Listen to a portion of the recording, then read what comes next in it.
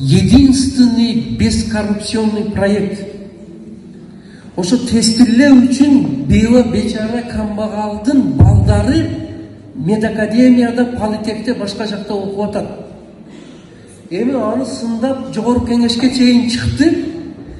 Мындай деп айтып атат. Не үчүн тестти аласыңар? Тесттен мына бул жерде тест боюнча эң жакшы иштеп жүргөн улан Жайнагүл дегендер келди. Азыр мен айтам бираздан кийин. Не үчүн тестирлөө болгондо мектептин отличник балдары босого балдан арам өтө албай жатат. Демек тестиңер туура эмес дейт. Барбы маселе? Бар. Эми мени жакшылап уккула. Ушуну 15 жылдан бери мен деле жеткен жеримди айтып жүрөм. Мындан 10 жыл илгери алып таштамакчы болгон тест. Ошолдо мен жогорку кеңеште чыгып сүйлөп защита кылганмын. Эмне үчүн дегенде мындай, урматтуулар. Отличниктер эгер тесттен төмөн балл алып калса, бул тесттин күнөөсү эмес.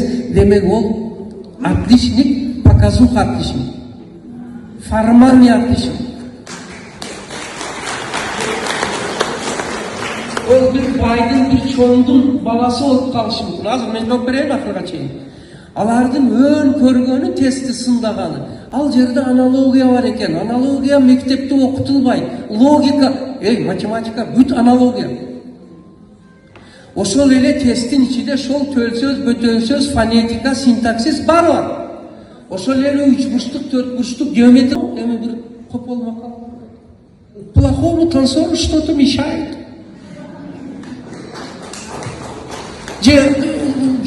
Кыргызча айтсам, жалпоого шылтоо.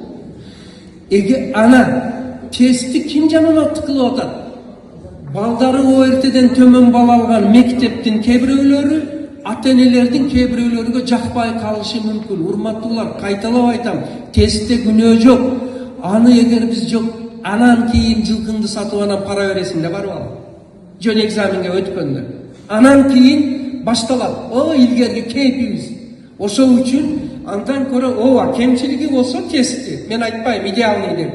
Кемчилигини түзөтөлү, бирок аны сактап калыш керек, урматтуулар. Тестирлөө бул элге өтө чоң. Аны эмди балдар ошондой абалга жеткен балдарды окутуш мүмкүнбү? Анын үчүн өтө катта искусство керек. Ырысбай Абдыкадыровдун бир ыры бар, таасири күчтүү сезилет деген. Барбы ошондой? Ошондой сөз бар да.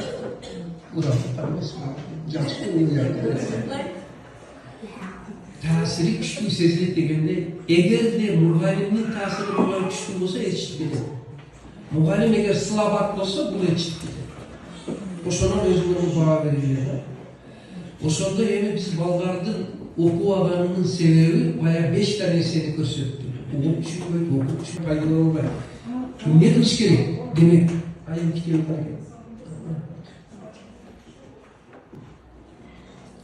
Мынау сабак балдарды силерге билим алышка даярдайт. Угууга, түшүнүүгө, окууга, негизини бөлүүгө жана башка силерге бардыгын балдар даярдап берет.